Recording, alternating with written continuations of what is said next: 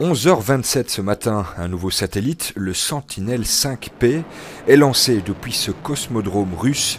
Ici, à l'Institut d'aéronomie spatiale de Belgique, c'est le début d'une nouvelle étape dans la récolte des données liées à la pollution de l'air. Avant, les problèmes de pollution de l'air ne pouvaient s'envisager qu'à une échelle nationale. Là, maintenant, on va pouvoir identifier peut-être pas des quartiers, mais en tout cas des grandes zones d'activité, les zones rurales, urbaines, industrielles, voir l'impact de prise de décision politique sur les effets réels sur la composition de l'atmosphère. Après 8 ans de préparation, place maintenant à l'exploitation.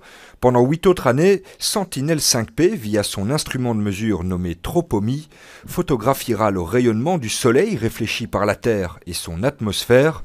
C'est justement dans le rayonnement du Soleil que se trouvent les signaux de différentes molécules situées dans l'air. Des molécules qui vont être observées par Tropomi.